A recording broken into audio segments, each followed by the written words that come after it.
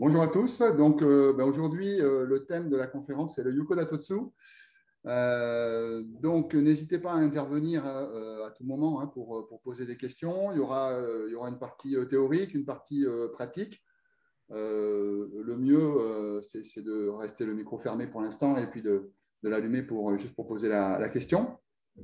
Donc, voilà. Donc, Yuko Datotsu, euh, vous voyez donc sur la première page. Donc, un petit résumé. En gros, Yuko Datotsu, c'est une manière pour exprimer, je dirais, la frappe valable en kendo. Voilà, donc, c'est une notion qu'on trouve dans les règlements d'arbitrage, notamment. Voilà, donc,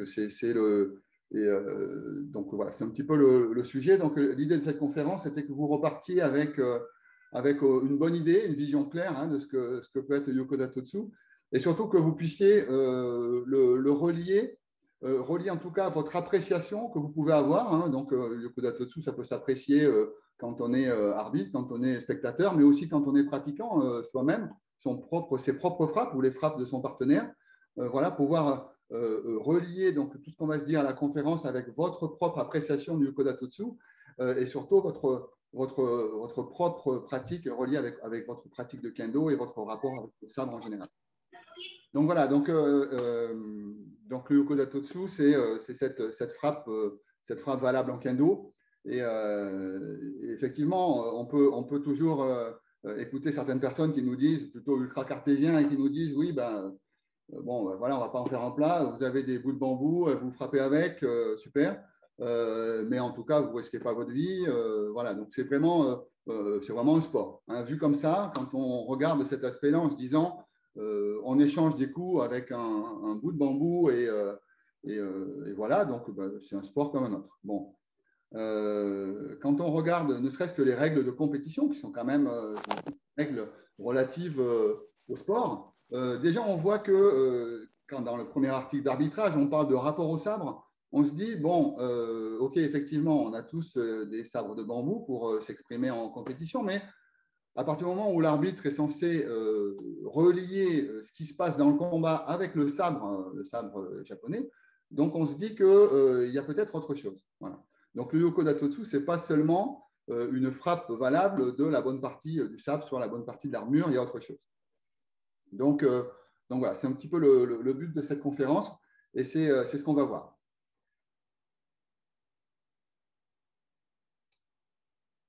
Donc, un petit sommaire. Donc, voilà, la partie théorique, la définition littérale, la définition des règles de compétition. On parle souvent de Ippon, Kikentai no Ichi, Yuko Datotsu. On les mélange un petit peu et en même temps, ils sont très proches. Donc, on va voir un petit peu les différences qu'il peut y avoir. Voilà, donc le rapport au sabre du Yuko Datotsu, donc, et voir comment on peut relier tout ça avec une pratique et avec un rapport qu'il peut avoir avec un vrai sabre. Après, une démonstration pratique, on verra dans quel sens on le fait, peut-être on passera le sujet d'après, mais une démonstration pratique, donc vous verrez sur mon partenaire qui est là, consentant, qui va recevoir donc les différents Yuko Datotsu, les bons, les mauvais, et on va pouvoir éventuellement en discuter et donc avoir une démonstration un petit peu plus pratique.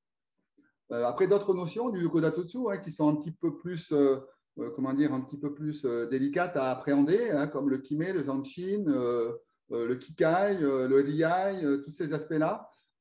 Donc, on en parlera un petit peu et on terminera par le fameux tableau synoptique. Si vous ne le connaissez pas encore, vous ne l'oublierez plus. C'est un tableau très compliqué de l'expression du Yuko Datotsu, aussi bien de la façon de le réaliser que de la façon de le percevoir. Vous verrez, c'est un tableau synoptique et j'espère que vous comprendrez un petit peu mieux à la fin de cette conférence. Voilà.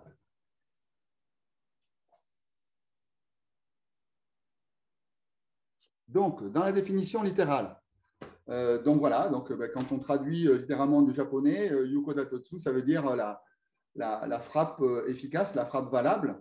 Là, j'ai mis une photo, on a l'impression vraiment que le Shinai tape la bonne partie de l'armure, voilà, et délivre une frappe valable. Là, c'est dans le cas d'une compétition, puisqu'on voit un arbitre. Voilà, donc littéralement, la frappe valable, qu'est-ce qu'il faut à une frappe pour qu'on puisse la valider en termes de compétition. Voilà.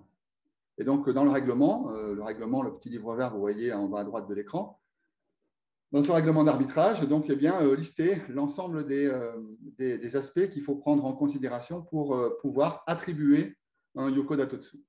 Donc, la bonne partie du shinai, hein, Datotsubu, bonne partie de l'armure, on verra ça tout à l'heure en pratique.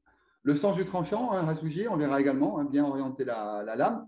Un esprit vigoureux, alors le Kiai, le Kime, enfin une full spirit, comme c'est écrit en anglais, hein, donc un engagement total mental dans ce qu'on est en train de réaliser.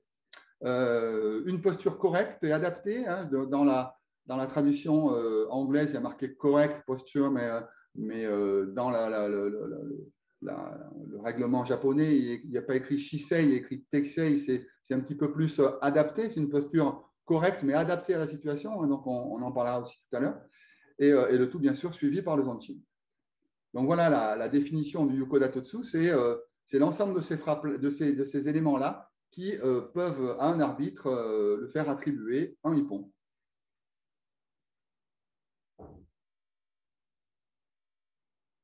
Voilà, n'hésitez pas.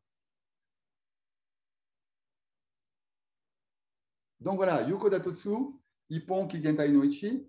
Donc c'est simple, vous les voyez tous les trois sur l'écran. Donc Yuko Datotsu, on vient d'en parler, c'est tous les éléments qui font que l'arbitre peut lever un Ippon. Le Ippon, justement, c'est la conséquence du Yuko Datotsu, hein, c'est-à-dire qu'à partir du moment où il y a un Yuko Datotsu, où le pratiquant a réalisé un Yuko Datotsu, à ce moment-là, l'arbitre attribue le Ippon. Voilà. Et Kikentai no Uchi, alors là c'est un petit peu plus subtil. Kikentai no Uchi, c'est une notion, quand on apprend le kendo, souvent on apprend avec des sensei japonais, et ce Kikentai no Uchi, c'est quelque chose qu'on voit dès le début. Hein. C'est l'énergie, Ken c'est le sabre, Tai c'est le corps, les trois réunis, et qui, une fois que ces trois sont réunis, donnent une frappe valable. Mais effectivement, Ki, Ken et Tai sont des éléments que l'on voit dans l'apprentissage du kendo. Et si on remonte juste 2 secondes à la fameuse définition, la définition qu'on voit dans le règlement, on voit bien que c'est la bonne partie du shinai, la bonne partie de l'armure, le sens du tranchant, l'esprit vigoureux, la posture correcte et le zanchin. Mais à aucun moment, on ne parle de Kikentai no Ichi. Hein, vous voyez? Donc, ça veut dire quoi? Ça veut dire que simplement que le Kikentai no Ichi en lui-même est un Yuko Datotsu et donc peut faire attribuer un Ippon. Mais ça veut dire aussi que comme le Yuko Datotsu n'a pas forcément besoin de l'ensemble de ces 3 critères réunis pour attribuer un Yuko Datotsu, à ce moment-là, il peut très bien avoir des Yuko Datotsu qui ne sont pas Kikentai no Ichi. Alors, ça arrive rarement, mais dans les combats, c'est ce que j'ai voulu essayer d'illustrer là, dans la photo de gauche, où on voit donc un Coréen en blanc attribuer une frappe qui est bien avec la bonne partie du shinai sur la bonne partie de l'armure. Vu l'engagement qu'il a, il est soulevé du sol, on se dit que il y a bien le full spirit. On n'imagine pas qu'il ne puisse pas délivrer le zanchin derrière, la posture est plutôt correcte. On se dit, voilà un Yuko Datotsu. Mais il y a quelques éléments qui peuvent laisser penser que ça peut être un Kikentai no Ichi, mais pas forcément. Par contre, ce point-là, ce Ippon-là, il faudra le compter comme Ippon. Hein, vous voyez? Je ne sais pas si c'est clair. N'hésitez pas à poser des questions. Cette notion-là de Kikentai no Ichi, un Kikentai no Ichi bien réalisé, bien sûr, c'est un Yuko Datotsu, mais un Yuko Datotsu peut très bien ne pas être un Kikentai no Ichi et être quand même valable comme un Ippon. On peut faire un petit stop d'une minute ou deux là, si c'est clair pour vous. C'est une notion assez essentielle dans le Yuko Datotsu. Et souvent, quand on pratique le kendo et qu'on a, comme nous en France, reçu beaucoup de sensei japonais, on a le Kikentai no Ichi qui est un petit peu équivalent au Yuko Datotsu pour nous. Voilà. Mais il se peut que dans d'autres styles de pratique, on peut réaliser un Ippon sans vraiment avoir Kikentai no Ichi. Donc, nous, de temps en temps, quand on est arbitre, on a tendance à se dire, non, il n'y a pas Kikentai no Ichi, je ne vais pas lever le Ippon. De temps en temps, il faudra le lever quand même, si vraiment tous les critères du Yuko Datotsu sont présents.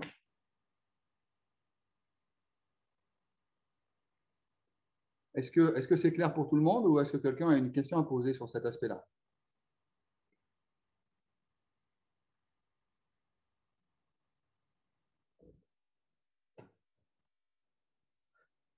Très bien. C'est que j'ai été clair, super. On va continuer. Donc, le rapport au sabre. Datotsu, Zantotsu, on en a un petit peu parlé pendant les katas, et vous allez d'ailleurs reconnaître encore l'image de la conférence des katas hein, avec Sakudo Sensei et Seita Sensei. Voyez les 2 millions de petits bambins là, qui sont en train de faire Aichi-men, et on voit bien qu'il y a un men qui est en train de passer, on le voit, celui de gauche, en train de délivrer men, hein, on voit la courbure de son sabre, et il est vraiment en train de toucher, alors que l'autre est un petit peu en retard. Et puis sur le côté, vous voyez du Tameshigeri. Donc, ça, c'est pour illustrer le Asuji. Alors, Asuji, c'est le sens du tranchant. Donc, on verra tout à l'heure par rapport au Datotsu. Le sens du tranchant sur un Shinai, ce n'est pas évident. C'est le Tsulu qui représente le sens du tranchant. Donc, à partir du moment où on a le Tsulu sur le dessus et qu'on frappe verticalement, le Tsulu étant sur le dessus, on a bien frappé avec le tranchant. Par contre, c'est un petit peu plus délicat.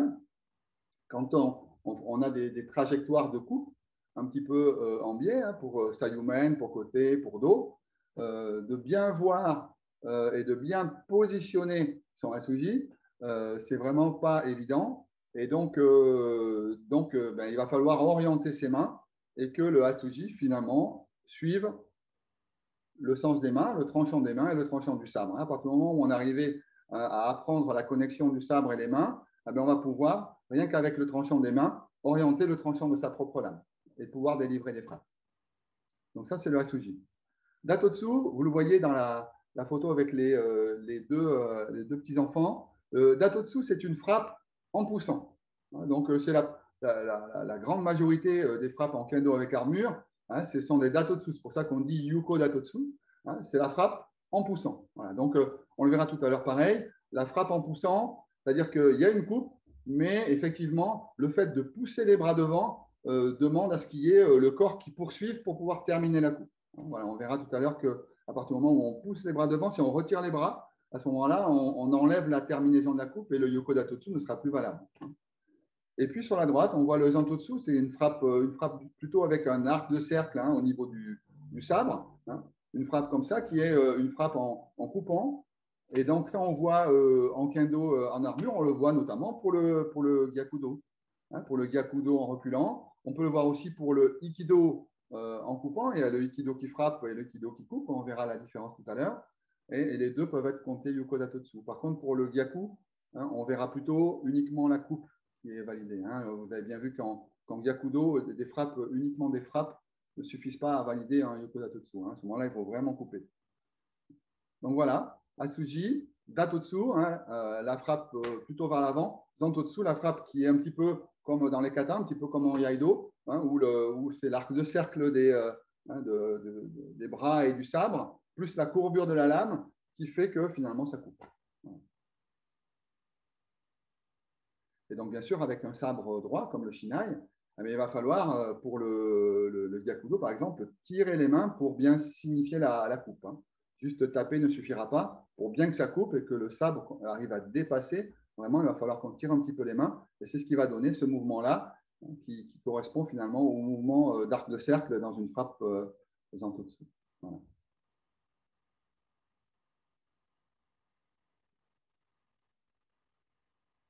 OK.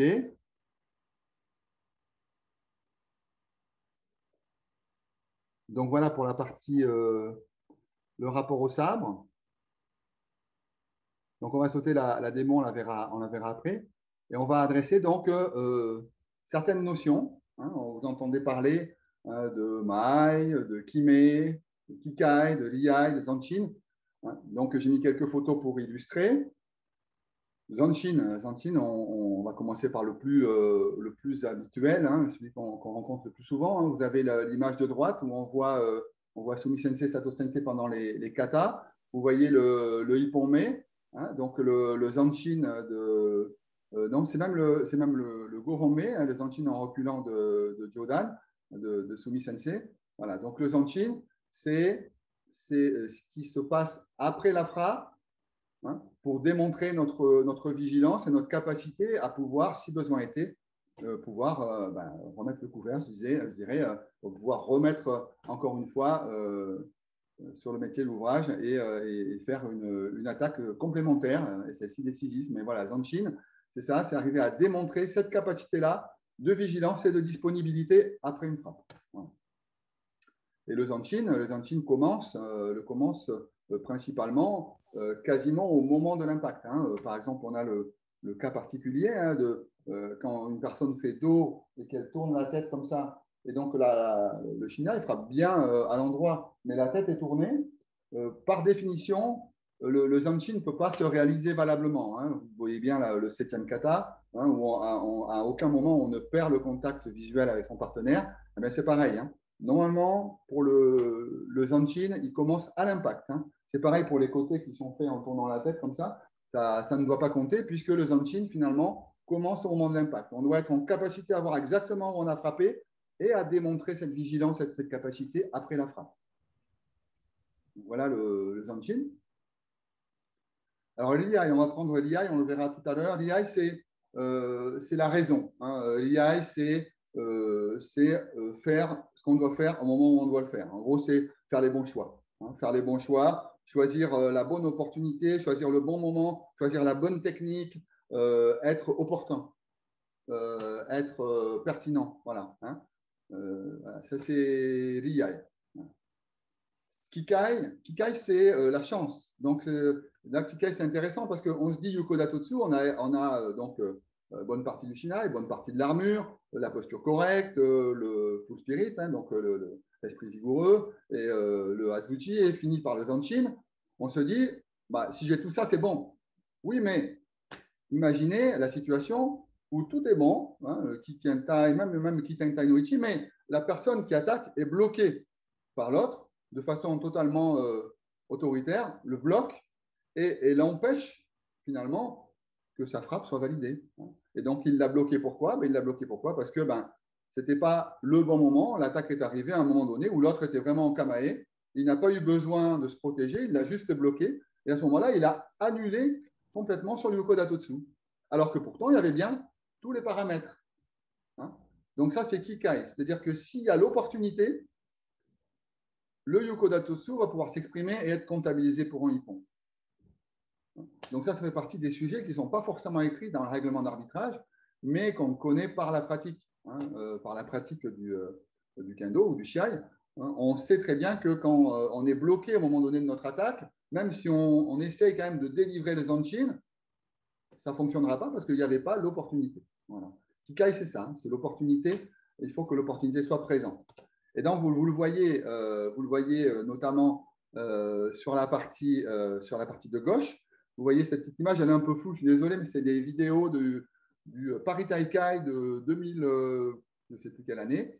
Et donc, vous reconnaissez le combat. Hein, c'est le combat de la Yari, hein, vous savez, la grande lance, contre un petit japonais bien connu, c'est Yoshimura. Hein, c'est Yoshimura qui était là. Et donc là, j'ai saisi l'instant où, justement, il a eu il a fait le bon choix, il a fait le bon sémé, et à un moment donné, quand la Yari a levé les bras, il a fait Byakudo. Voilà. Donc, bien sûr, la gestion de la distance, parce que si vous regardez la vidéo, hein, je pourrais vous la mettre dans le lien après, vous voyez qu'il part de très très loin, parce qu'il part à une distance 3 fois la distance du kamae à peu près. Et à force de rentrer, et à un moment donné, il termine par un gros sémé qui fait lever les bras au Yari, et il est à la bonne distance pour faire le Yakudo. Donc là, ça exprime le Kime, le Mahai, le Liai, la chance, Kikai, et le Zanshin, mais vous verrez après si vous regardez la vidéo. OK. Et puis, on voit l'image du milieu. Pareil, c'était un Paris Taikai dans les débuts des années 2000. Donc, on voit Toda Sensei à gauche. Et à droite, on voit un sensei dont j'ai oublié le nom, qui travaillait le Kusalegama, hein, donc qui est la faucille avec la boule. Et donc, vous voyez donc au bout de son bras, vous voyez la faucille, et vous voyez la boule qui est en train d'arriver sur la tête de Toda Sensei, et Toda Sensei qui tenait avec son sabre haut ici, et la boule, vous le verrez sur la vidéo, elle est venue se loger juste derrière, et elle a touché, bam, pile à l'endroit du men. Voilà. Donc ça, c'est la gestion de la distance. Il était beaucoup trop loin, à un moment donné, il est rentré. C'était la bonne opportunité, c'était la bonne technique, et ça a fonctionné. Souvent, hein, quand il y a le Mahai, le Kikai et le Liai, et que derrière on a un bon Uchikomi, ben, voilà. Donc ça fait un beau hippon. Voilà, donc on va voir la partie démonstration sur armure. Ici, donc, vous voyez bien de profil, vous voyez bien les parties de l'armure. Donc, bon, le côté n'est pas vraiment à un emplacement normal, hein, mais c'est ce que j'ai réussi à faire, mais on en aura besoin je vous montre les différentes façons de frapper. Donc, on a Yuko Datotsu, c'est donc le main de cette partie-là jusqu'à cette partie-là. Hein, là, 1, 2, 3, 4. Hein, le Datotsubu ici. Hein, de 4 grilles ici à 4 grilles de l'autre côté. Hein. Donc, c'est à partir du moment où on peut délivrer le main avec la bonne partie du Shinai, avec le Tsugu au-dessus. Et là, on est en train de délivrer le main. Voilà. Si on frappe donc sur le côté, le Yokomen, à ce moment-là, on va être obligé de travailler l'aspect Asuji. Hein, et l'aspect Asuji, c'est-à-dire en orientant sa lame pour couper dans le sens du tranchant. Et donc la trajectoire, vous voyez la trajectoire de lame, voilà. Donc ça, en termes de Datotsu, hein, voilà, vous voyez, de là, tout est possible. Il se peut aussi que, donc on doit frapper, bon, vous voyez, hein, à moitié sur la grille. Et ici, on verra tout à l'heure avec le bokken pourquoi ça fait comme ça. Donc, voilà la distance. À partir du moment où cette partie-là, hein, le Sakigawa, arrive sur le bouton, le point doit être accordé. Hein, donc, on est à la bonne distance. Si le Sakigawa est à ce niveau-là, il tape sur la grille, à ce moment-là, on est trop loin. Donc, on a bien sûr cette partie-là pour délivrer. Il se peut que des points soient accordés à cette distance-là. Hein, on est un petit peu près. Hein, donc, la partie du Shinai avec laquelle on peut délivrer la frappe, hein, elle est représentée ici, mais ce n'est pas strict. Hein, on n'est pas, si on passe 1 cm le Nakayui, ça ne veut pas dire que le point n'est pas compté. Hein. Il faut apprécier, ce sera justement le travail de l'arbitre, d'apprécier un petit peu le contexte global pour savoir s'il va accorder une frappe ici ou pas. Hein. Voilà. Donc ça, c'est la partie à l'endroit où on frappe. Après, donc il va y avoir toute la partie Datotsu. Donc là, on est en train de frapper. Vous voyez l'impact. Donc vous avez vu sur certaines photos que le Shinai est déjà en train de toucher et le pied est encore au-dessus du sol. Hein, ça veut dire que le Kikentai no Ichi est en cours de délivrance. Donc on est ici en train de délivrer le Kikentai no Ichi. Donc le sabre commence à peine à toucher et après le pied se pose. Hein, voilà. On se dit, mais Kikentai no Ichi, il faut que le sabre, le pied, hein, le corps, tout ça soit en même temps avec le kiai. Et on se dit, comment c'est possible que ce soit en même temps s'il y a le pied au-dessus du sol alors que le sabre est déjà en train de toucher. Donc ça, c'est vraiment important. C'est un sujet important, c'est-à-dire qu'il faut se dire que le Datotsu, OK, c'est de là à là. Mais la cible elle-même n'est pas vraiment le haut du casque. Hein. La cible, elle est de couper cette partie-là. Elle n'est pas d'atteindre cette partie-là. Hein. Pour ceux qui ont l'habitude, vous savez très bien que ce n'est pas d'atteindre qui est important. Ce qui est important, c'est de couper. Et donc d'arriver à délivrer une frappe suffisamment puissante. Et c'est pour ça qu'on voit le Shinai se courber de temps en temps. Et d'ailleurs, quand le Shinai se courbe, hein, on voit que la courbure du Shinai, si le Shinai était droit, nous amènerait à peu près à cette hauteur-là. Hein, voyez, ici, jusqu'à là, au niveau de la bouche à peu près. Donc ici, voilà. Ici, vous voyez, voilà. À partir du moment où on frappe assez fort, hein, on frappe. Donc, voilà. Ce qui est important, ce n'est pas la force, c'est la profondeur. C'est-à-dire qu'on n'est pas obligé de frapper fort. Et de temps en temps, on peut très bien frapper fort et finalement ne pas aller en profondeur. Hein, voilà. Ce qui est important, ce n'est pas la force de frappe, c'est la profondeur à laquelle on y va. Ici. OK ? Donc ça, c'est vraiment important. Après, il y a l'aspect déplacement. Ici, je vous ai dit tout à l'heure, à partir du moment où on est en train de délivrer une frappe, on se déplace avec un pas glissé. Mais vous savez très bien qu'on se déplace pour aller frapper Kikenta Inochi avec un Fumitomi. Donc, pourquoi on se met à aller frapper avec un Fumitomi? Pourquoi on se lance comme ça? Eh bien, regardez, on va le voir tout de suite avec le Bokto. Vous voyez la frappe, on a vu la frappe avec le Shinai est droit. Le Boken est court. On a vu les frappes Zantotsu tout à l'heure, une frappe qui est finalement une frappe qui coupe. Donc, quand on arrive au moment donné sur la cible, on arrive avec un certain angle et l'arrondi du mouvement plus l'arrondi de la lame va couper. Et donc, il y a un léger retrait des mains. Vous voyez cette frappe ici. Donc, ça, c'est la frappe Zantotsu. Maintenant, si avec un vrai sabre, on était comme dans le 4e kata, en train de faire des frappes en avançant, nos frappes en avançant, en s'arrêtant ici, on n'aurait pas terminé la frappe. Donc, regardez bien, ici, ça ne couperait pas autant que si finalement on faisait. Vous voyez la différence? Donc, il y a eu la coupe ici, mais finalement, le retour du corps nous fait avancer derrière. Et c'est ce qu'on voit dans les katas de Ito-Ryu no kata. Souvent, ce n'est pas des frappes 1, 2, c'est des frappes où finalement l'impact arrive avec le pied avant et le pied arrière nous fait donner l'impression qu'on était trop près, mais pas du tout, puisque l'impact est arrivé ici. Vous voyez? Et donc, on se retrouve trop loin. Et donc ça, je ne sais pas si vous suivez mon raisonnement, mais ça explique pourquoi on dépasse en kendo. Donc voilà, vous me voyez mieux? Ben, bien sûr. Donc voilà, désolé pour bon, on va recommencer. Donc, voyez, donc je refais très rapidement. Donc la zone de Datotsu ici. Si on frappe sur le côté, on a une trajectoire et une orientation de l'âme. Si on frappe sur le haut, ok. Voilà. Donc je reprends cette distance ici. Là, on a touché effectivement la bonne partie. Donc, vous savez très bien que pour valider un ippon, il faut démontrer le Kikenta Inoichi. Il faut aller de l'avant avec vraiment l'énergie, le kiai.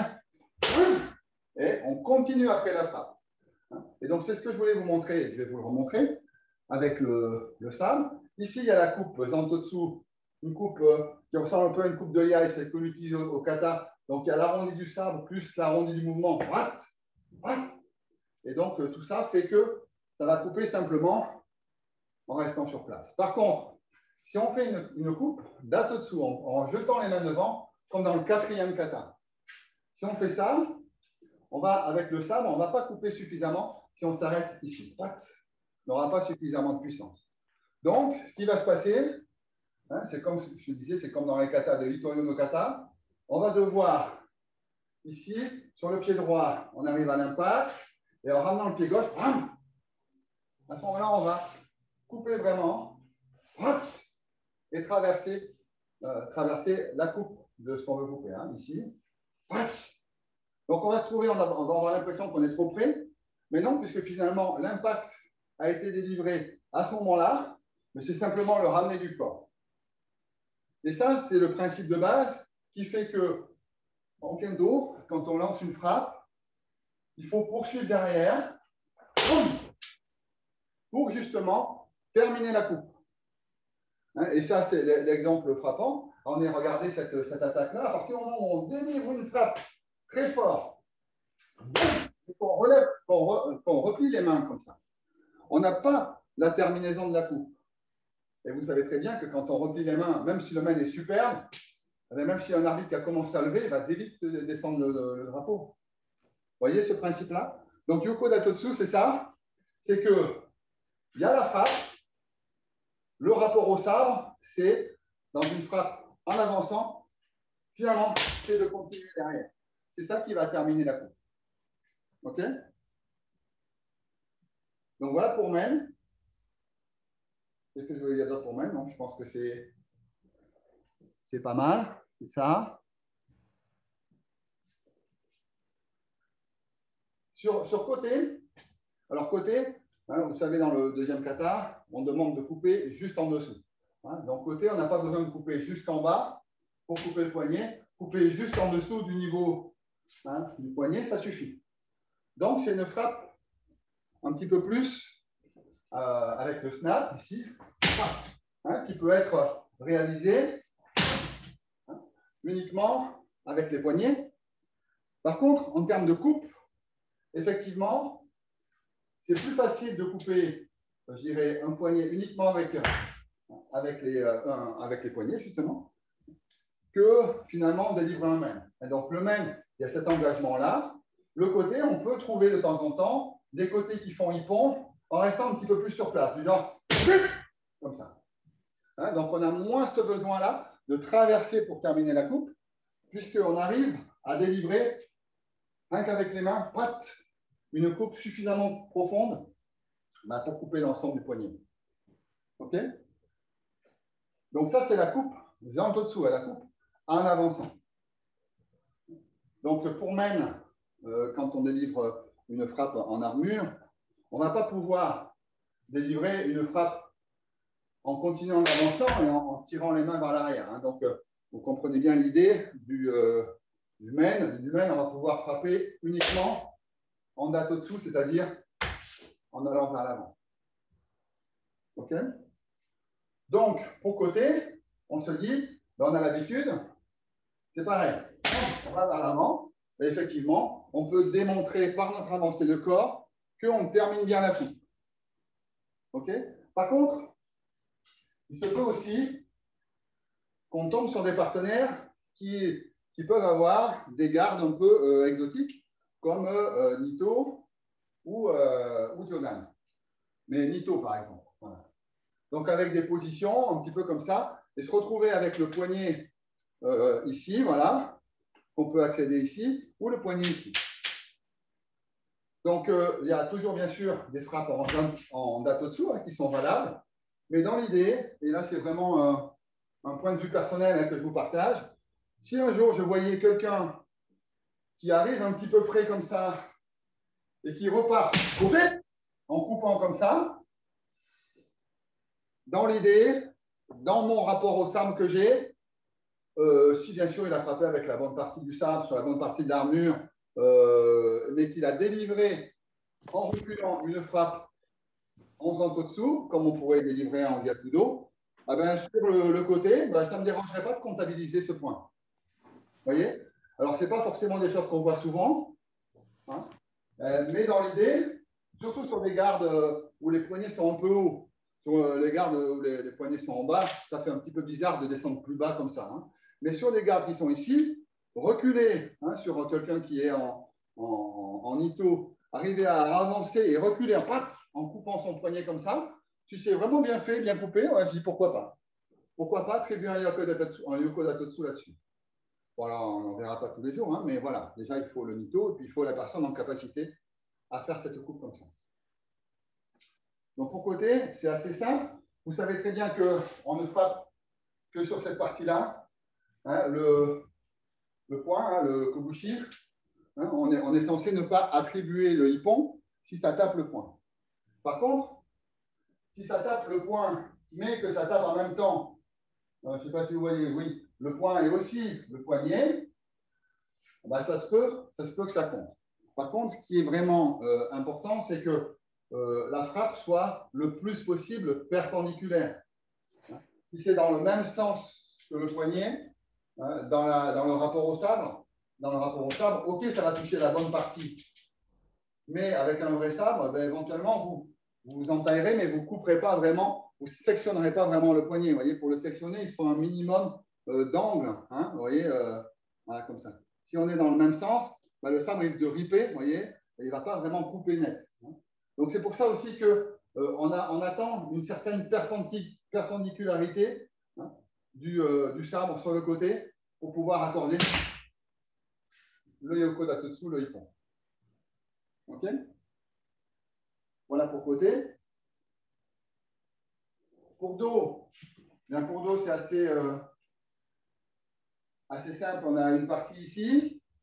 Donc, effectivement, dans un combat au sabre, on serait en capacité à couper une personne à ce niveau-là, c'est-à-dire au-dessus, hein, à ce niveau-là, on pourrait la couper. Bon, pour des règles, je dirais, de compétition et de sécurité, on a limité la frappe de dos à cette partie-là, cette portion. Et même ici, ce n'est pas censé accorder le dos. Hein. Vous voyez, c'est cette partie qui est un petit peu souple ici, là, ou même cette partie-là, ou ici, voilà. On n'est pas censé accorder le dos. Donc vraiment, on accorde le dos sur la partie qui fait le bon bruit. Hein. Donc là, le dos, le bruit va être important. Hein. Si on entend un bruit comme ça, eh ben, c'est moins la bonne partie. Et même si on ne voit pas exactement où ça frappe, on se dira que ce n'est pas la bonne partie. Ici, là, tout de suite, on entend que c'est la bonne partie. Alors, dos, ce qui est important, c'est bien sûr de voir la bonne partie. C'est aussi bien sûr de voir la bonne orientation de la lame. Hein. Asuji, c'est vraiment important pour dos. Donc, ça va très vite. Hein. Et regardez bien. Oh, alors, est-ce que vous avez vu mon Asuji? Bah non. Hein. En plus, avec la vidéo, ça n'aide pas. Hein. Donc, dans l'idée, j'ai été assez vite, mais vous ne l'avez pas vu, j'ai frappé avec le plat de la lame. Hein. Bon, ben, si on frappe avec le plat de la lame, bah, ça ne peut pas couper. Hein. Donc, il ne peut pas y avoir Yuko Datetsu. Donc, il va falloir trouver, nous qui délivrons notre capacité à bien orienter la lame. Et comme je vous l'ai dit tout à l'heure, hein, ça se passe au niveau des mains. Les mains, le tranchant de la main, s'il est bien relié au tranchant du sabre en termes de fonctionnement, patte, patte, patte, patte, patte, patte, patte, à ce moment-là, eh bien que je vais orienter ma main, je vais orienter ma lame également. Donc ça, c'est vraiment important. Pour le dos, c'est bien cette partie-là quand on frappe, hein, le côté. Hein, les frappes de dos ici ne seront pas validées, hein, ou très rarement, ou alors quand elles sont à peu près à moitié sur les deux. Mais vraiment, hein, la frappe ici ne sera pas validée, parce que ça ne couperait pas vraiment une armure de face comme ça, sur le côté un petit peu plus. Voilà, donc. Sur le dos, c'est vraiment sur le côté qu'il va falloir couper. Okay. Et pour Gyakudo, ça se passe vraiment, hein, de ce côté-là. Donc c'est le même côté qu'ici, je suis désolé, mais c'est de l'autre côté, vous ne le voyez pas, mais c'est le même. Sauf que de ce côté, il faut imaginer le fourreau du sabre. Donc si ça fait partie des rapports au sabre, on se dit que si la personne avait encore son fourreau au côté, pour couper, eh bien juste une frappe comme ça, ce ne serait pas suffisant. Alors que quand on est ici, Ikido, ça peut compter Ippon, si bien sûr il y a la bonne opportunité. Donc une frappe qui rebondit, de ce côté-là va compter, et de l'autre côté, il faudra vraiment une frappe qui coupe avec une puissance suffisante. Ça, c'est vraiment important. Donc ici, pour le Gyakudo, donc vous voyez, je retire un petit peu les mains, que ce soit en reculant le corps ou en passant de ce côté-là, je retire un peu les mains. Vous entendez le bruit? Donc c'est nécessaire d'avoir cette puissance de coupe. Et non seulement la puissance, mais aussi la profondeur. Donc on a vu, notamment au championnat du monde, la dernière fois, un Gyakudo qui avait la bonne opportunité. Mais alors je vous le montre de ce côté. Il est arrivé uniquement, vous voyez, en termes de profondeur, uniquement sur cette partie-là ici. Il n'a pas vraiment coupé tout le corps. Donc, il n'était pas suffisamment, surtout comme il était en Gyakudo, il n'était pas suffisamment profond en termes de coupe pour être validé. Ici, ça ne suffit pas, ça fait une stafilade, ça laisse un souvenir, mais c'est tout, ça ne coupe pas vraiment. Ici, voilà. Donc là, on a coupé vraiment, et même un petit peu plus loin que le Yuko Datetsu, on a coupé vraiment en profondeur. Ça, c'est vraiment à démontrer pour le dos de Gyakudo. Il y a des questions aussi de temps en temps sur le fait de dire comment on peut démontrer Zanshin après Gyakudo en venant en Tsubasariai. De la même façon que pour les autres. C'est-à-dire qu'à partir du moment où on a délivré un côté court, on arrive en Tsubasariai. Donc, si on a le principe du Tsubasariai, c'est comme un kamae. C'est-à-dire qu'on est en disponibilité à pouvoir agir. Donc, on peut très bien démontrer le Zanshin en venant en Tsubasariai. c'est sûr que si on fait Gyakudo et qu'on vient comme ça, eh bien à ce moment-là, on ne va pas démontrer notre capacité d'action. Hein. On va montrer un petit peu quelqu'un qui se cache. Donc, c'est surtout pas ça. Donc, l'idée, c'est Gyakudo. Et à ce moment-là, on peut arriver très bien en sous-brazarial en étant disponible et démontrant le Zanchin.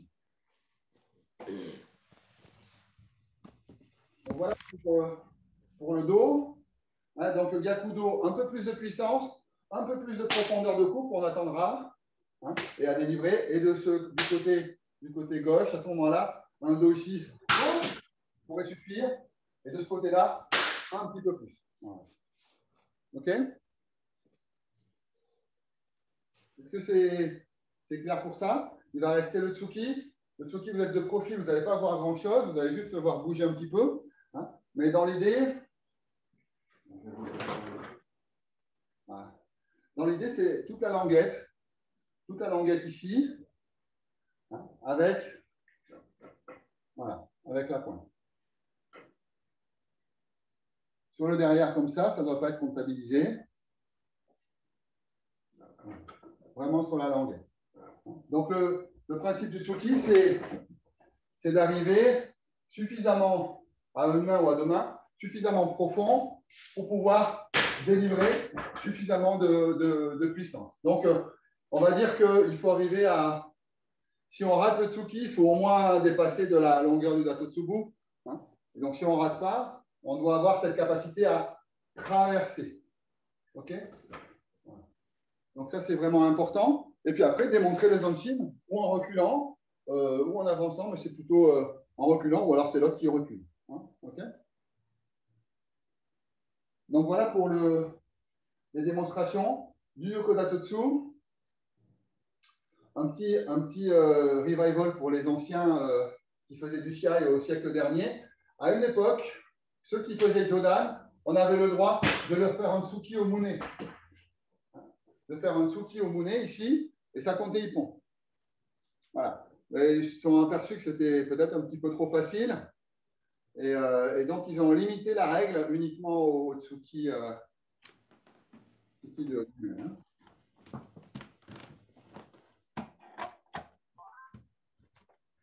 Okay.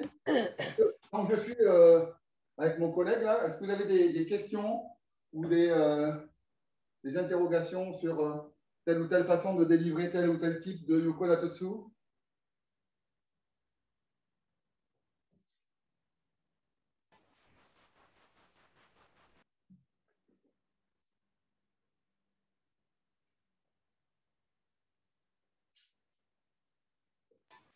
En l'occurrence, moi j'en aurais une. Oui, Olivier. Dans les Hikido, Ouais. donc dans les coupes en Totsu, en reculant, souvent on voit des gens qui perdent totalement le contrôle en faisant une rotation du haut du corps, une rotation des hanches. Donc comment est-ce que toi tu juges le point à ce moment-là? Tu veux dire quelque chose comme ça? Plus en fin de coupe avec un Shinai qui part en rotation, en swing avec le reste du mouvement. Tu vois, c'est-à-dire. Alors, ici, comme ça? Ça, ouais. Dans ce sens-là, ou dans l'autre, où c'est vraiment le swing, ça passe au travers et le mec part avec les épaules, le Shinai finit sur la droite, comme ça, avec la rotation du corps. Ouais, c'est ça. Alors, et là vraiment, encore une fois, c'est l'appréciation de chacun. Et ce que je voudrais, c'est justement pas donner, il n'y a pas de vérité. Hein, c'est vraiment le Yoko Datotsu, c'est chacun qui l'apprécie. Mais bien sûr, il faut les bons éléments pour l'apprécier.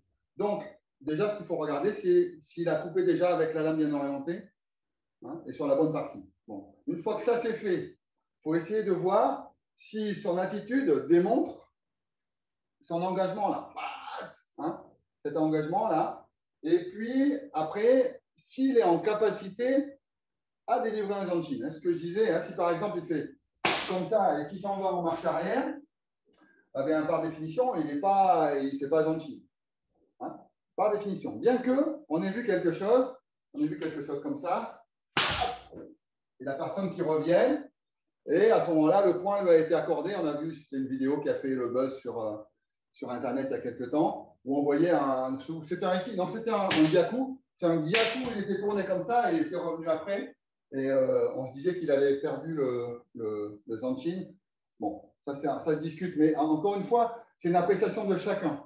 Donc, si il est avec la bonne partie du sabre, sur la bonne partie de l'armure, qui démontre à sa manière, hein, ça peut être quelqu'un qui est très, je dirais, extraverti dans son kendo, hein, et qui se met à faire qui a regardé un peu trop de manga, mais si il a bien délivré avec la bonne partie, qu'il y avait la bonne opportunité, hein, que l'autre, par exemple, est en train de faire ça, et à ce moment-là, ce qu'il faut apprécier, c'est vraiment les critères du Yuko Natotsu, et même si la forme est un petit peu différente parce qu'on a l'habitude de faire nous-mêmes ou d'estimer nous-mêmes, il faut être en capacité à pouvoir l'accorder.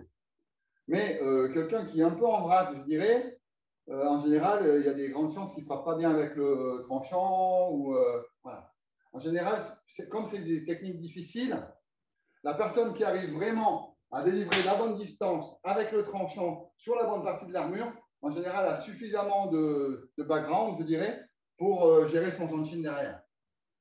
Donc, il faut regarder, je ne sais pas quel niveau avait le pratiquant dont tu parles, Olivier, mais dans l'idée, c'est vraiment chaque arbitre qui doit ressentir lui-même. Est-ce que ça m'a convaincu? Est-ce que s'il avait eu un vrai sabre, est-ce que ça aurait démontré une vraie coupe? Est-ce qu'il y aurait eu une coupe valable? Hein, voilà. Donc, ça, c'est vraiment, vraiment important. Je ne suis pas sûr d'avoir totalement répondu, étant donné que je n'ai pas vu... J'étais juste sur ta description, je ne suis pas sûr d'avoir complètement répondu à ta question, mais dans l'idée, c'est ça. C'est vraiment à chacun de se faire sa propre idée du Yuko Natotsu par rapport à sa pratique, mais aussi par rapport à son vécu avec d'autres personnes.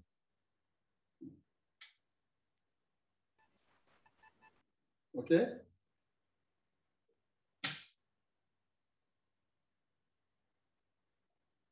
C'est bon pour les démos? Vous en avez eu assez? Jean-Pierre, c'est Jean-Louis là. Une question pour rester sur dos. Qu'est-ce que tu penses des dos qui se terminent à une main? Oui, c'est une bonne question. On a souvent le cas. Je vais le faire comme ça. Voilà. Ici, dos, comme ça par exemple, ou on voit souvent dos, comme ça. Hein. Donc encore une fois, tout est une question de nuance. Ce qui est important, bien sûr, c'est d'avoir les deux mains sur la frappe. C'est très rare qu'on accorde une frappe à une main. C'est vraiment très rare parce que c'est très rare d'arriver à délivrer la puissance nécessaire avec une main. Mais ceux qui font Nito sont en capacité à délivrer normalement des frappes d'eau en une main. Hein. Donc voilà. Mais dans l'idée, ce qui est important pour moi, et on voit beaucoup d'étudiants japonais, enfin, on ne le voit plus trop ces dernières années, mais il y a quelques années, on voyait beaucoup du dos. Et à partir du moment où la lame était ici, on voyait qu'elle montait comme ça, vous voyez? Vous voyez l'idée? Donc finalement, la coupe n'est pas terminée. Quand on coupe, on coupe une fois que le sabre il est dans une certaine trajectoire, et bien, il finit la coupe dans la même trajectoire. Hein, ce n'est pas une scie sauteuse, hein, il ne va pas découper. Hein. Vous voyez l'idée? Hein. Donc, une fois qu'il est rentré, il va tout droit. Et après, si la personne lève la main pour notamment se protéger d'un atouchi, il faut vraiment estimer si c'est comment dire, avec une attitude de peur ou si c'est juste une façon de contrôler la situation.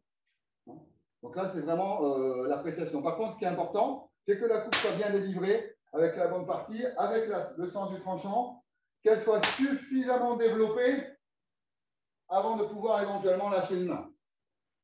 Hein, tu vois, Jean-Louis, l'idée? Voilà. C'est très clair. Vous le réalisez, hein. Oui. C'est très clair. Oui, mais voilà. Vous-même, quand vous le réalisez, ce n'est pas interdit de lâcher une main, mais n'oubliez pas, comme dans le 7e kata, que quand la coupe est commencée, elle va jusqu'à sortir hein, du corps dans la même trajectoire. Voilà. C'est à peu près ça l'idée. Et donc, c'est pareil pour Gyakudo. Hein. Gyakudo, les Gyakudo cuillères qu'on voit de temps en temps, hein, comme ça ne marche pas vraiment. Hein. Gyakudo, c'est vraiment linéaire, droite. OK? Merci Jean-Louis pour ta question. Jean-Pierre, une autre question, s'il te plaît. Oui, donc. Oui, on peut remonter sa main gauche au niveau de la main droite, mais, Oui. mais est-ce qu'on doit remonter la main après l'impact ou avant l'impact? Alors, on voit les deux. On voit les deux. Hein. Il y a des sensei qui montrent armés en ramenant les mains. Moi, ça m'a toujours gêné. Alors après, ça dépend vraiment des morphologies de chacun. Ça m'a toujours gêné d'avoir les mains trop serrées l'une après l'autre, à côté de l'autre. Ça m'a donné l'impression, vous savez, un peu batte de baseball ou club de golf. Un problème de contrôle, finalement, de trajectoire. Hein. Donc, mais effectivement, c'est possible. Ça va donner un petit peu moins de souplesse sur le tenouchi, mais ça va vous permettre éventuellement de garder les mains accrochées pour terminer la phrase. On le voit de moins en moins. Hein. On le voit de moins en moins, Thierry. Je dirais, c'est des choses qu'on voyait il y a une dizaine, une quinzaine d'années. Mais maintenant, ce qu'on voit surtout, c'est beaucoup plus de personnes qui lâchent la main. Beaucoup plus de personnes qui lâchent la main pour la reprendre très vite après. Hein. Ici, paf, ils lâchent la main pour la reprendre très vite après. Ouais, c'est une question de souplesse de poignet, finalement. Oui, souplesse de poignet, mais le fait aussi que ce tenouchi est beaucoup plus. Moi, je me sens beaucoup moins à l'aise pour délivrer un bon tenouchi avec les deux mains parce qu'elles se gênent l'une l'autre, tu vois. Ouais. Moi, j'aime bien. Voilà. Si elles sont collées l'une à l'autre, elles se gênent un petit peu pour délivrer le tenouchi. D'accord. Il y a des sensei qui font ça très bien. Et c'est vrai que c'est plus trop dans l'air du temps parce qu'à partir du moment où on voit quelqu'un en kame qui rapproche sa main, on se dit, bah, tiens, il est parti pour dos. Hein. Ouais. Voilà. Ok, merci Jean-Pierre. Merci Ludo.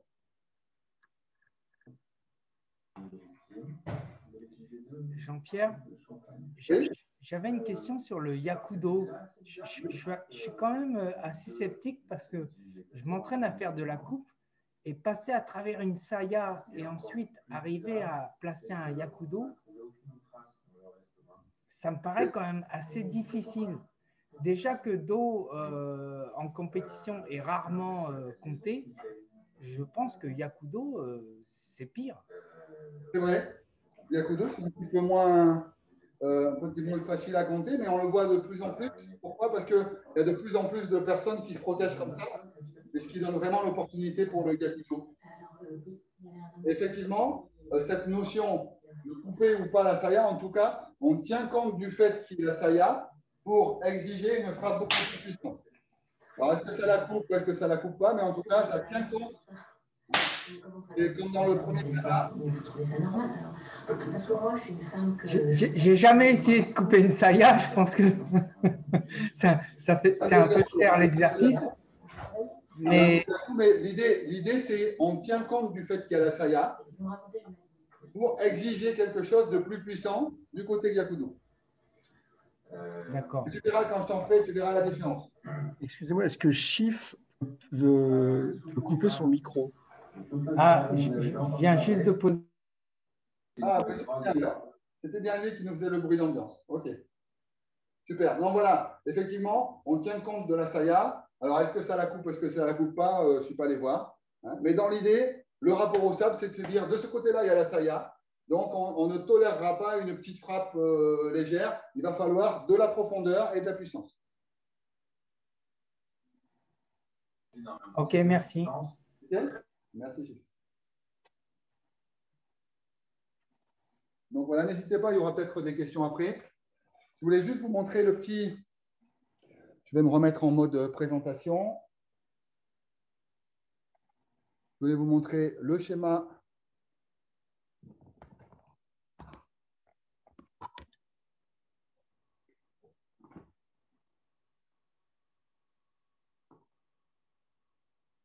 Voilà.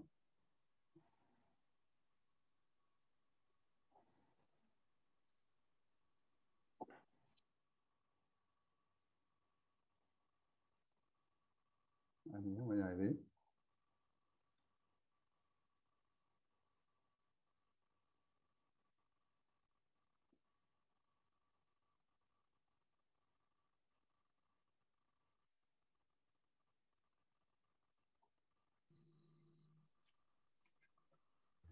C'est bon. Ouais.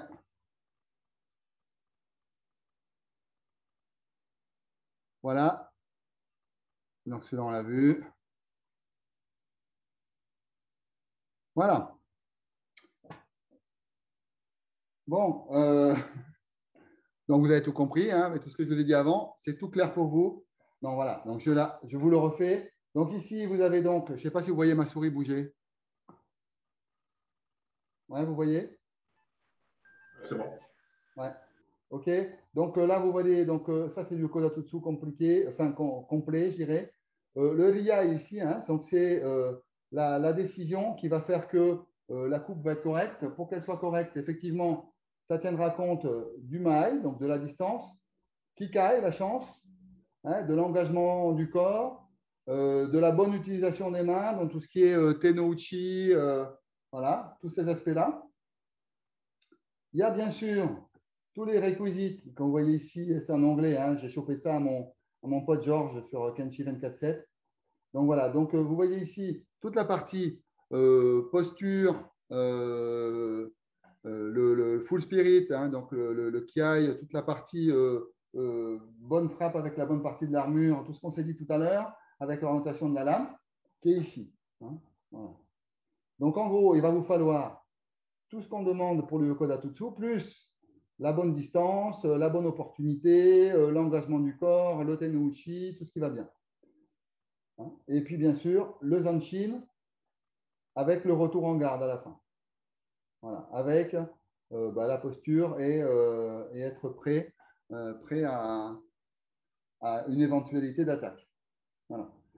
Et donc, en tant qu'arbitre, vous le voyez en bas, en tant qu'arbitre, il y a tout ce que vous pouvez voir. Hein, donc, vous avez les traits là qui vous montrent tout ce que vous pouvez voir, tout ce que vous pouvez entendre, parce que quand on est arbitre, si on a des problèmes d'audition, on ne peut plus arbitrer, en tout cas pas valablement.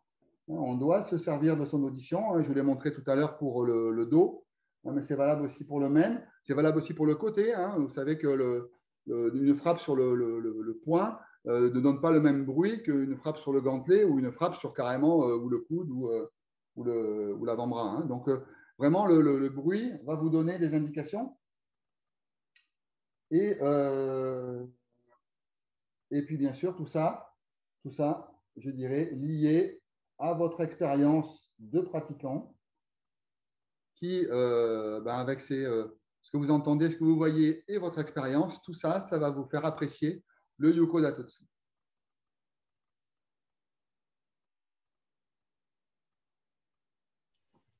Jean-Pierre? Oui. J'aurais une question sur le schéma là. Oui, quand on voit les critères, enfin c'est un ressenti, mais peut-être que j'ai peut-être pas compris en fait.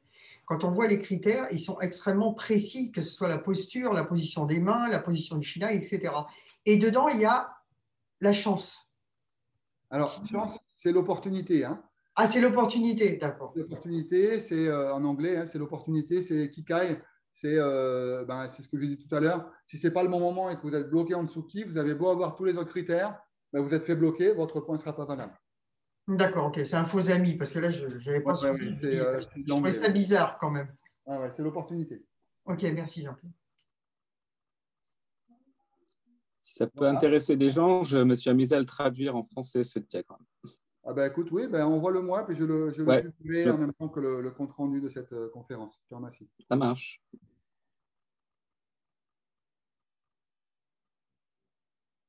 Super. Donc, voilà. Alors, comme d'habitude, une petite page de remerciements avant les questions-réponses. Donc, bien sûr, j'ai piqué des photos à droite à gauche. Et régulièrement, j'utilise les photos de la fédération japonaise. Kenshi 24/7, c'est George McCall, c'est un ami qui est anglais, qui vit au Japon depuis plus d'une vingtaine d'années. Et Ken Howard, c'est un autre ami qui est néo-zélandais, qui vit au Japon également. C'est Alex Bennett qui a Ken Howard. Donc, c'est je dirais des grands messieurs de la communication autour du kendo de par le monde. J'aime bien sa formule. Hein. On croise les sabres et les frontières. À travers les sabres et les frontières. Enfin, difficile à traduire, mais bon, voilà.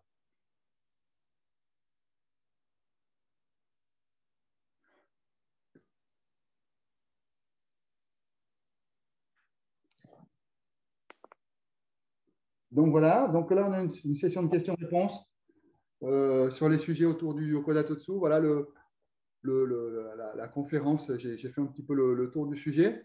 C'est un sujet qui m'avait été soumis par Jack Le Shinai, il se reconnaîtra, justement avec un nom pareil, Yoko Datotsu, Jack Le Shinai, c'est presque un synonyme. Hein. Et donc voilà, donc l'idée c'est ça, c'est Yoko Datotsu, c'est quelque chose qui est cartographié, mais qu'on doit apprécier en fonction effectivement de sa propre pratique, et on doit l'apprécier quand on pratique nous-mêmes, quand on en reçoit un, quand on en voit un en tant que spectateur ou arbitre. Voilà.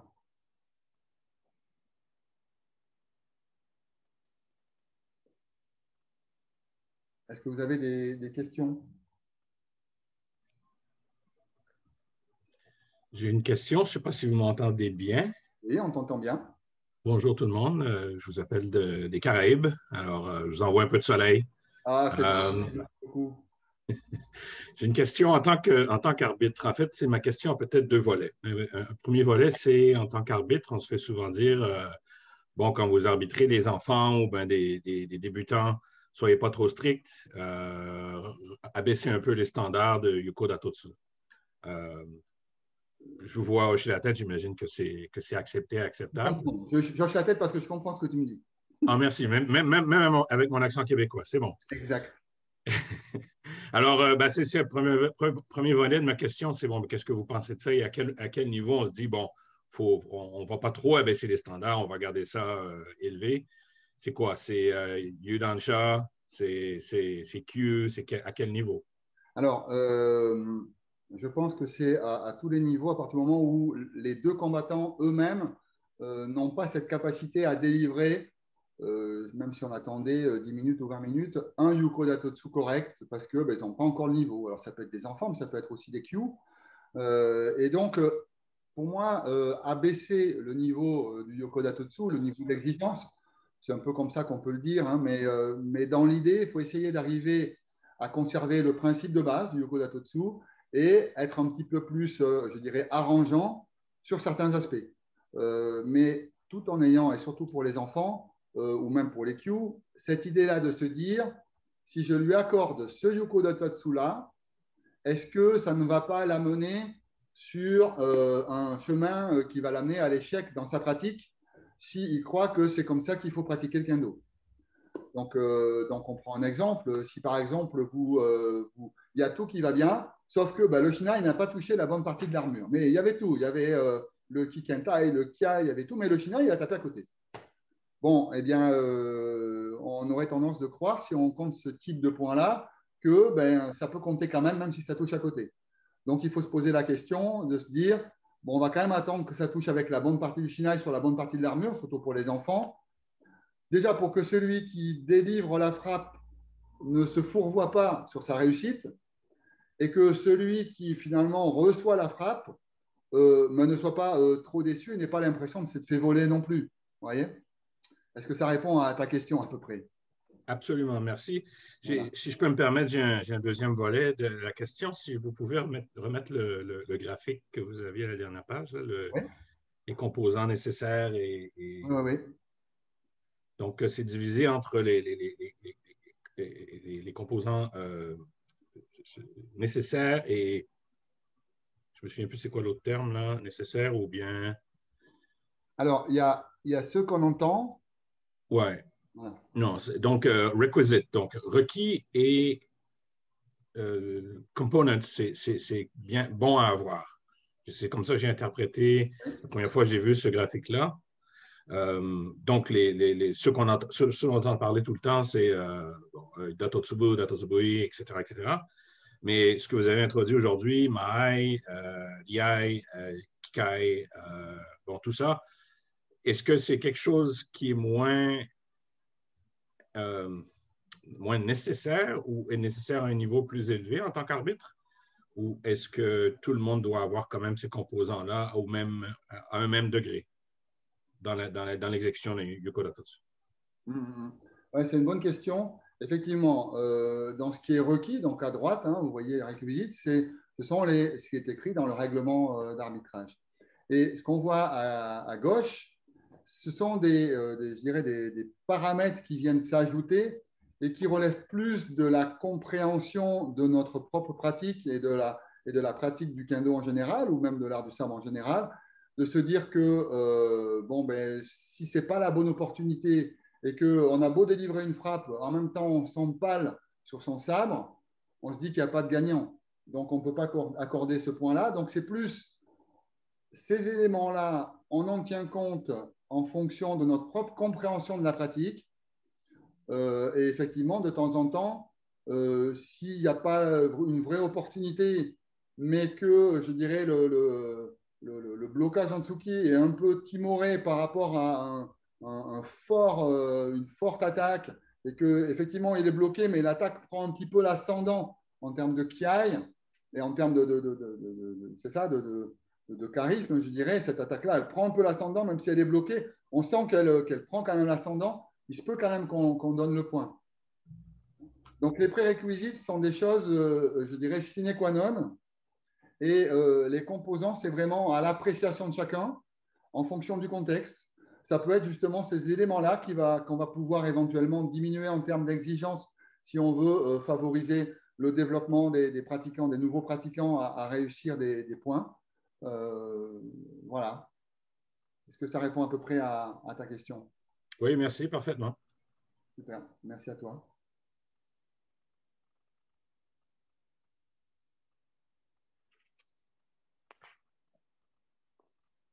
Est-ce que vous avez d'autres questions? Moi, j'aurais plutôt une remarque. En fait, les composants, les components, je les vois plus comme une explication un peu de ce que sont les requisites. C'est-à-dire que quand on dit la posture, en fait, qu'est-ce qu'on entend par posture? Eh bien, dans les components, on va avoir cette explication un peu plus étendue de la posture, en disant bah, c'est une position correcte du corps. Et pour moi, c'est un peu les Japonais sont toujours spécialistes parce qu'ils font des éléments qui sont assez concis. Donc, ils donnent les cinq éléments. Puis après ça, ils doivent faire une explication comme dans le règlement d'arbitrage, où on voit qu'il y a des éléments qui sont très clairs pour tout le monde, sauf que ça nécessite une explication de ce qu'on a voulu dire par les points de règlement. Et c'est un peu la même posture que dans le règlement d'arbitrage, où il y a cette explication des attentes vis-à-vis des points. Oui, c'est ça, c'est de se dire qu'on a des prérequis, et puis tout le reste est laissé à la diligence de l'arbitre. C'est-à-dire que c'est ce que je disais dans ma conférence sur l'arbitrage. Le livre d'arbitrage est vraiment très petit, donc les principes d'arbitrage sont vraiment très simples. Par contre, ça se base en grande partie sur les compétences de pratique de l'arbitre, les compétences d'évaluation. Donc, tout ce côté opportunité, comment dire s'il y a une opportunité ou pas, c'est uniquement votre pratique de kendo qui va pouvoir vous le faire vous dire ou le faire ressentir. Se dire, ah ben là, il était complètement battu, la frappe, même si elle n'est pas exactement au bon endroit ou pas exactement délivrée, le fait que l'autre soit complètement battu, ça peut compenser effectivement un Yuko Datotsu un petit peu léger, et à ce moment-là, on va compter. Parce que il y avait cette opportunité-là qui était tellement évidente. Voilà. Mais ça, c'est vraiment du ressenti de chaque arbitre qui sort, qui vient de sa propre pratique et de sa propre expérience. Voilà. Effectivement.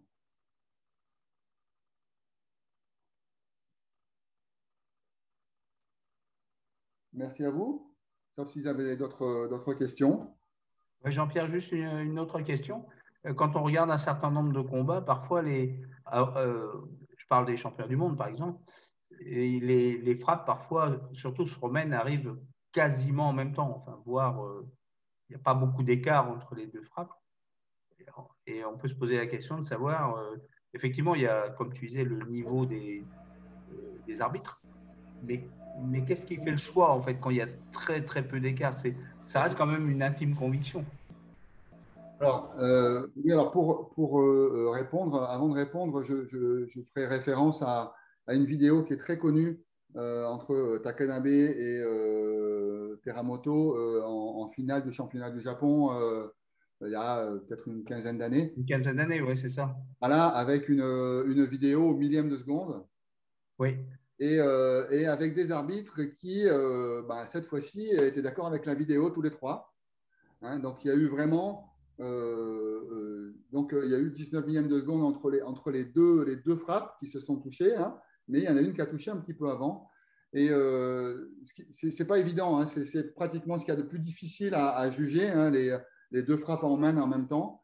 En théorie, c'est la théorie, hein, si elles sont perçues en même temps, si elles touchent toutes les deux au bon endroit, avec la bonne énergie, et qu'elles arrivent en même temps, c'est Ayuchi. Le point n'est pas compté. Il n'y a rien. Par contre, c'est très très rare que ça arrive vraiment en même temps. Il y a toujours un petit peu qui prend l'ascendant. Et celui qui prend l'ascendant, souvent, le démontre également dans son zanshin derrière. Hein. Il y a un petit avantage qui doit se percevoir. Et quand on est arbitre, c'est justement ce qui est difficile, c'est qu'on regarde au milieu, on voit le combat en train de se passer, on voit les deux qui attaquent, et à un moment donné, on va être obligé de regarder l'impact d'un des deux. Et le risque, c'est qu'on regarde le mauvais. Ouais.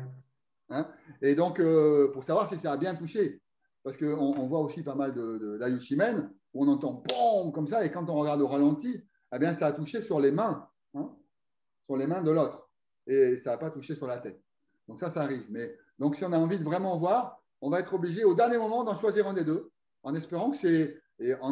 Pourquoi on va choisir celui? Parce qu'on va avoir l'impression que c'est lui qui a un petit peu d'avance. Bon, mais si l'autre comble son avance, on va tendance à ne pouvoir arbitrer qu'un des deux. Voilà. Mais heureusement, ça n'arrive pas trop souvent. Et heureusement, il y a toujours un petit décalage au départ qui fait qu'on arrive à pressentir celui qui va arriver quand même avant. Mais je suis d'accord avec toi, c'est très difficile à arbitrer cette Ayuchi-men. Mais le sémé, c'est peut-être aussi un moyen de voir que l'un des deux va prendre le dessus sur l'autre. Alors, c'est ce qu'on peut voir à l'escrime en termes de priorité, hein, mais c'est vrai que des fois, le sémé, mais on voit un sémé physique, mais qui te dit que l'autre, il n'était pas finalement en train de l'attendre et le faire tomber dans un piège pour prendre le mana. Hein. Oui. Donc, c'est vraiment très difficile. Et là, il faut ressentir ce qui se passe et essayer d'avoir nous-mêmes le riai, hein, donc de choisir le bon endroit à regarder au bon moment pour pouvoir arbitrer. Et ça arrive de se tromper. Ça arrive de se tromper. Oui, c'est pour ça qu'il y a 3 arbitres. Voilà. Oui. Et de temps en temps, comment on est placé, si on est placé comme ça ou comme ça, eh bien, on ne voit pas forcément bien et on a tendance à voir celui qui est plutôt face à nous, et puis on ne voit pas bien celui qui est masqué. Donc, on a tendance à plutôt arbitrer un plutôt que l'autre. Effectivement, c'est pour ça qu'il y a 3 arbitres. Merci, Jean-Pierre. C'est une bonne question. Ouais, c'est la plus grosse difficulté en arbitrage. Merci à vous. Donc, j'espère que ça vous a plu. Et puis, on va chercher un nouveau sujet pour la prochaine conférence, celle du mois de mars. Merci. Merci beaucoup. Merci beaucoup, Jean-Pierre. Merci à vous. Merci. Et Super, merci. Merci à Ramsès aussi. Bien sûr. Oui, merci à Ramsès et merci à Jean-Pierre. Mais la tête beau. Merci Jean-Pierre et puis à toute l'équipe qui s'occupe de faire ces réunions, c'est super. Écoute, merci à toi en tout cas. Merci et bon week-end. Merci. Merci à tous.